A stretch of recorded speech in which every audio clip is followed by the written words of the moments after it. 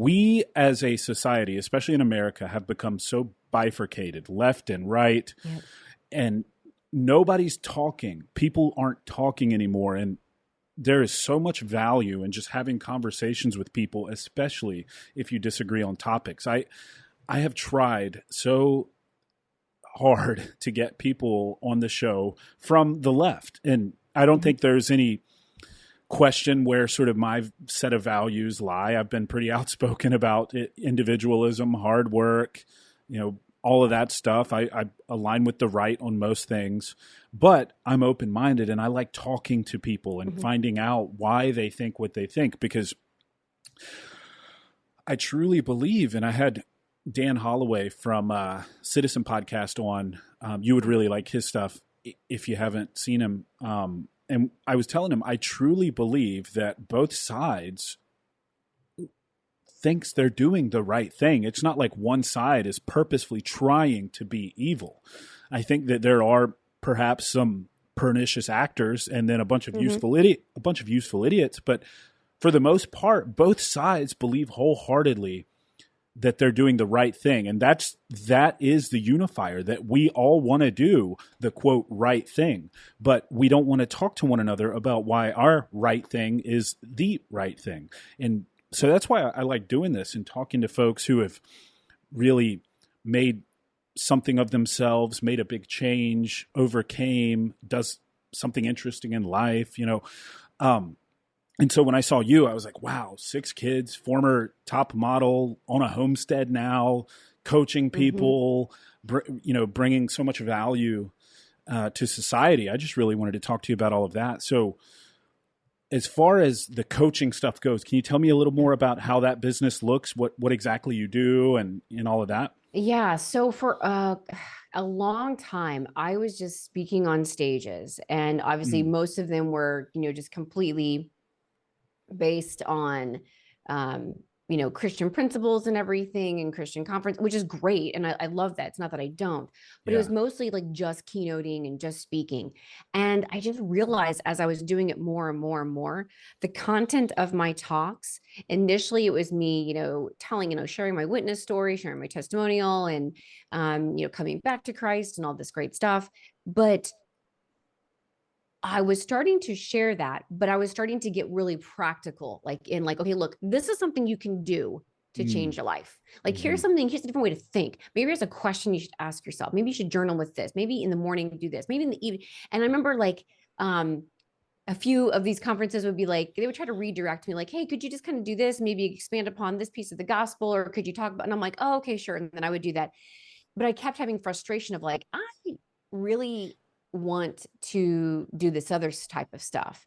And I realized that other type of stuff was actually called coaching. So what I was doing is I was utilizing my platform of being a keynote speaker to coach from a stage.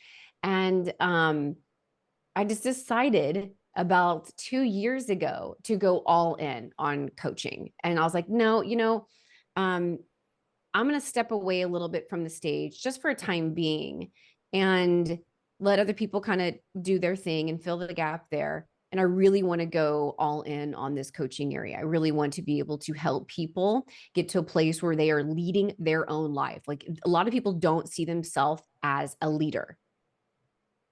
They don't see themselves as a leader. And I'm like, that's your number one problem, because who's leading you? It's your life, my friends. Who's leading you, right? Yeah. So my whole goal in coaching is to help you really coach yourself, is to coach you so that you become your own coach, your own leader in your life. And so how that kind of played out for me professionally was just, it's all been really a beautiful unfolding, and it's still unfolding. And you can always connect the dots when you look back.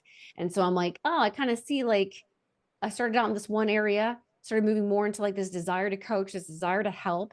And then now I've just decided to go all in. So I actually created, one of my big things is that because I'm a Christian, And I love personal development so much. Like I've taken all the courses from all the main people, like, Tony Robbins, all, like, just everybody. Like, I've done it all. It's been so good, and I loved everything.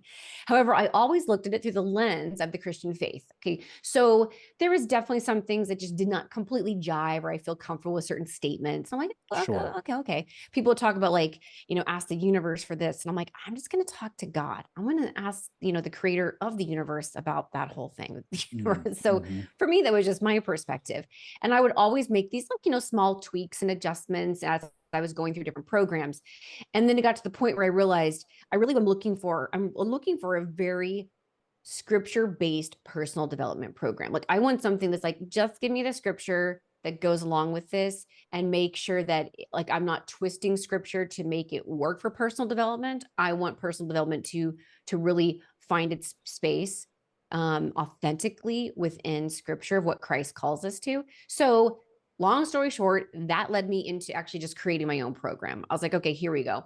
And so I was inspired by 2 Corinthians 12:9, which is, in that piece of scripture, Jesus says, my grace is sufficient for you, for my power is made perfect in weakness.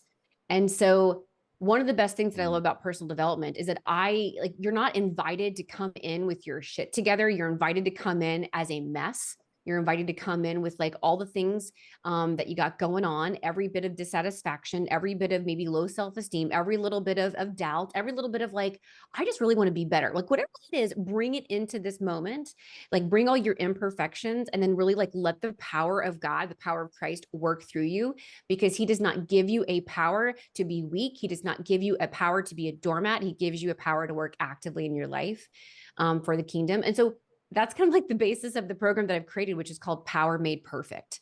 And it's a Christian-based personal development program that I lead people through. It's a 90-day challenge, and I've just been doing that virtually online now. And we're starting up round 2 next year. And yeah, that's just the work that I'm doing. That's where my heart is, and I love it. I can tell.